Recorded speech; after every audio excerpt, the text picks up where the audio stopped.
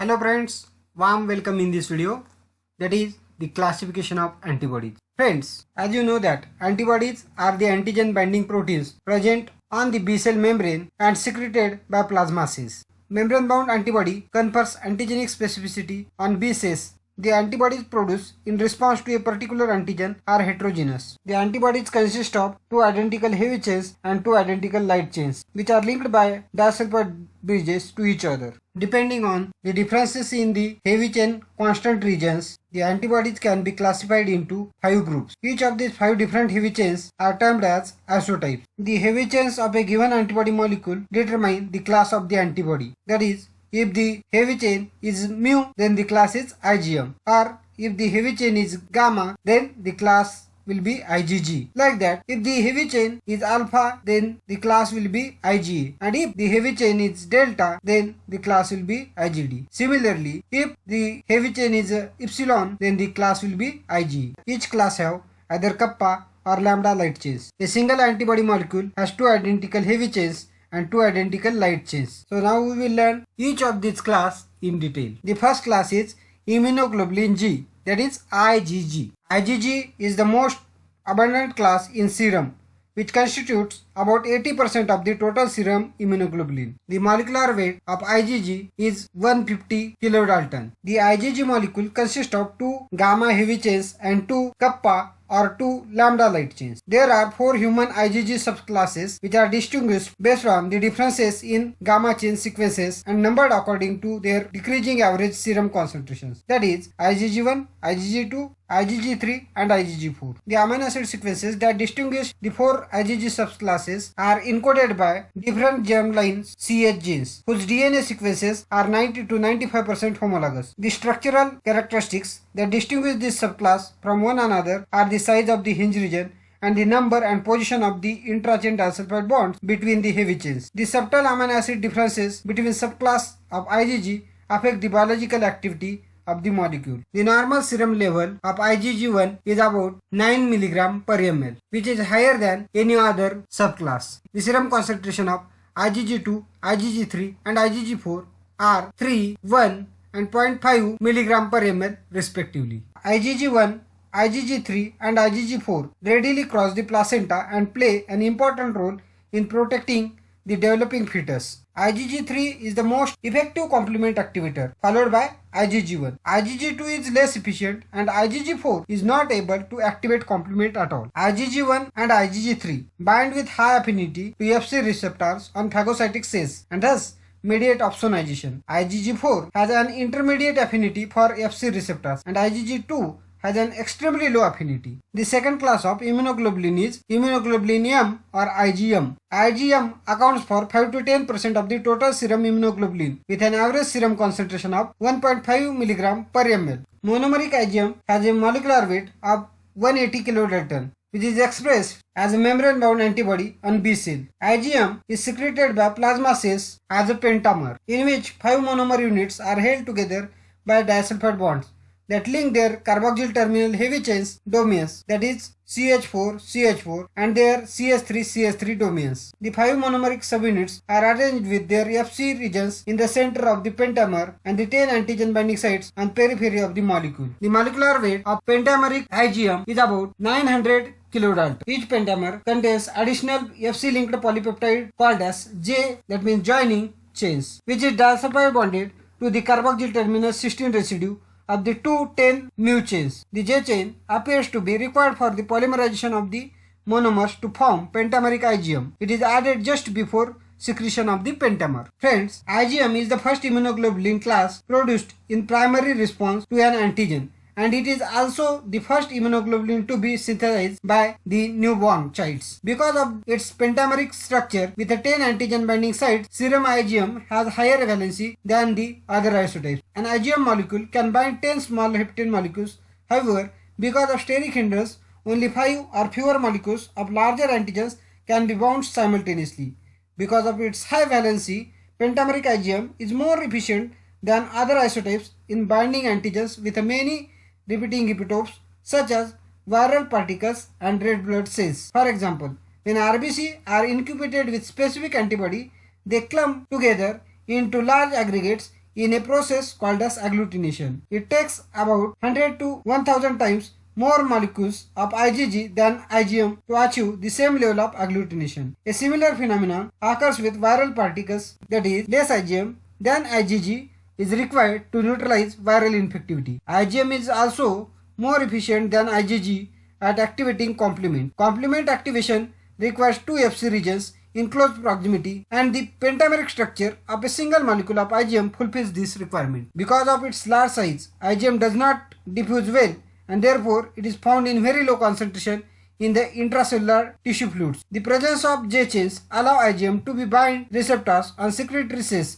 which transport it across epithelial linings to enter the external secretions that bath mucosal surfaces. Although IgA is the major isotope found in these secretions, IgM plays an important accessory role as a secretory immunoglobulin. The role of IgM in the process of opsonization is unknown. The third class of immunoglobulin is immunoglobulin A or IgA. Although IgA constitutes only 10 to 15% of the total immunoglobulin in serum, it is predominant immunoglobulin class in external secretions such as breast milk, saliva, tears, and mucus of the bronchial, genitourinary, and digestive tract. In serum, IgA exists primarily as a monomer, but polymeric forms like dimers, trimers, and some tetramers are sometimes seen, all containing a J chain polypeptide. The IgA of external secretions called as secretory IgA, consisting of dimer or tetramer, a J chain polypeptide, and a polypeptide chain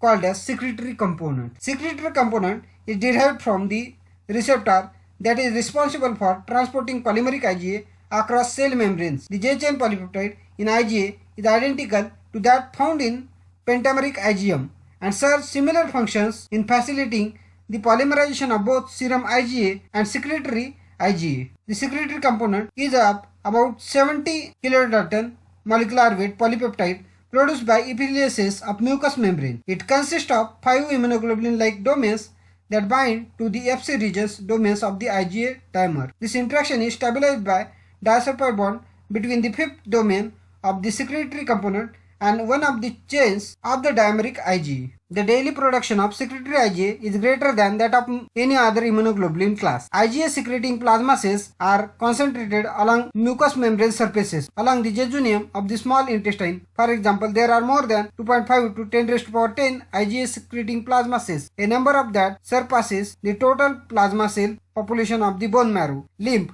and spleen combined. Every day, a human secretes from 5 gram to 50 gram of secretory IgA into mucous secretions. The plasma cells that produce IgA preferentially migrate to subepithelial tissue where the secreted IgA binds tightly to a receptor for polymeric immunoglobulin molecules. This poly-IgA receptor is expressed on the basolateral surface of most mucosal epithelia, for example, the lining of the digestive, respiratory, and genital tracts, and on glandular epithelia in the mammillary, salivary, and lacrimal glands. After polymeric IgA binds to poly-IgA receptors, the receptor IgA complex is transported across the epithelial barriers to the lumen.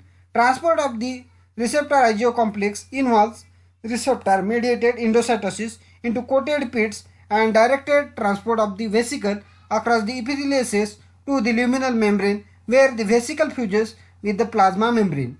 The poly-IgA receptor is then cleaved enzymatically from the membrane and becomes the secretory component which is bound to and released together with the polymeric IgA into the mucous secretions. The secretory components make sites susceptible to protease cleavage in the hinge region of the secretory IgA, allowing the polymeric molecule to exist longer in the protease-rich mucosal environment than would be possible otherwise. Pentameric IgM is also transported into mucous secretions by this mechanism, although it accounts for much lower percentage of antibody in the mucous secretion than does IgA. The poly-IgA receptor interacts with the J chain of both polymeric IgA and IgM antibodies. Secretory IgA serves as an important effector function at mucous membrane surfaces, which are the main entry sites for most pathogenic organisms. Because it is polymeric, secretory IgA can cross-link large antigens with a multiple epitope. Binding of secretory IgA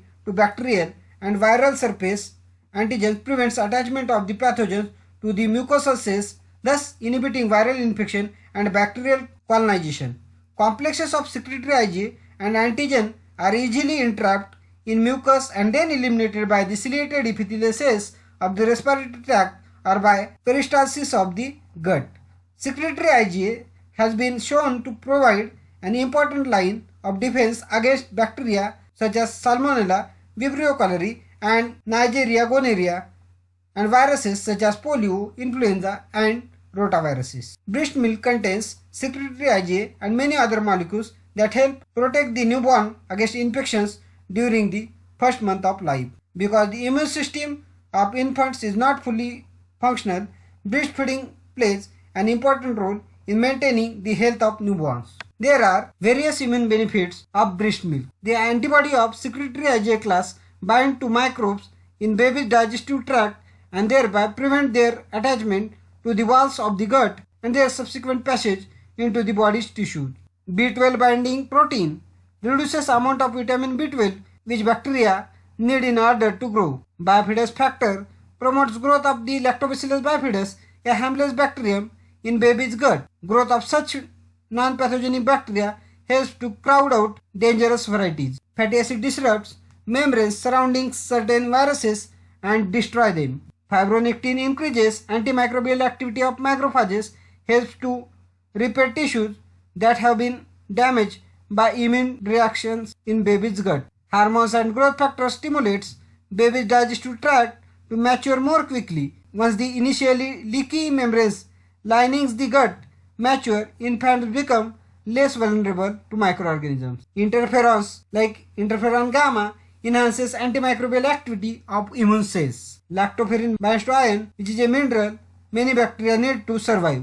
By reducing the available amount of iron, lactoferrin thwarts growth of pathogenic bacteria. Lysozyme kills bacteria by disrupting their cell walls. Mucins in the breast milk adheres to bacteria and viruses, thus keeping such microorganisms from attaching to mucosal surfaces. The breast milk oligosaccharides bind to microorganisms and bar them from attaching to mucosal surfaces. The fourth class is IgE. The potent biological activity of IgE allow it to be identified in serum despite its extremely low average serum concentration, that is 0.3 microgram per ml. IgE antibodies mediate the immediate hypersensitivity reactions that are responsible for symptoms of hay fever, asthma, hives, and anaphylactic shock. The presence of serum components responsible for allergic reactions was first demonstrated in 1921 by K. Proussis and H. Kushner, who injected serum from an allergic person intradermally into a non-allergic individual. When the appropriate antigen was later injected at the same site, a wheal and flare reaction that is analogous to hives developed there. The reaction is called as PK reaction, named after the originators Proussis and Kushner. This reaction is the basis for the first biological assay for IgE activity. Actual identification of IgE was accomplished by K and T. Ishizaka in 1966. They obtained serum from an allergic individual and immunized rabbits with it to prepare anti-isotype antiserum. The rabbit antiserum was then allowed to react with each class of human antibody known at that time, that is IgG, IgA, IgM and IgD. In this way, each of the known anti-isotype antibodies was precipitated and removed from the rabbit anti-serum. What remained was an anti-isotype antibody specific for an unidentified class of antibody. This antibody turned out to completely block the PK reaction. The new antibody was called Ig in reference to the E antigen of ragweed pollen, which is a potent inducer of this class of antibody. Ig binds to Fc receptor on the membranes of blood basophils and tissue masses. Cross-linkage of receptor-bound Ig molecules by antigen, that is allergen, induces basophil and mast cells to translocate their granules to the plasma membrane and release their contents to the extracellular environment, a process which is known as degranulation, as a result of which variety of pharmacologically active mediators are released and give rise to allergic manifestations. Localized mast cell degranulation induced by IgE also may release mediators that facilitate buildup of various cells necessary for antiparasitic defense. The fifth and last class of immunoglobulin is IgD or immunoglobulin D. IgD was first discovered when a patient developed a multiple myeloma whose myeloma protein failed to react with anti-isotype antisera against the then known isotypes, that is IgA, IgM and IgG. When rabbits were immunized with this myeloma protein, the resulting antisera were used to identify the same class of antibody at low levels in normal human serum. The new class is called as IgD, has a serum concentration of 30 microgram per ml and constitutes about 0.2% of the total immunoglobulin in the serum. IgD together with IgM is the major membrane-bound immunoglobulin expressed by mature B cell, and its role in the physiology of B cells is under investigation. No biological effect or functions has been identified for IgD. So friends, if you like this video, please subscribe to our channel, press the bell icon and share these videos among your friends. Thank you.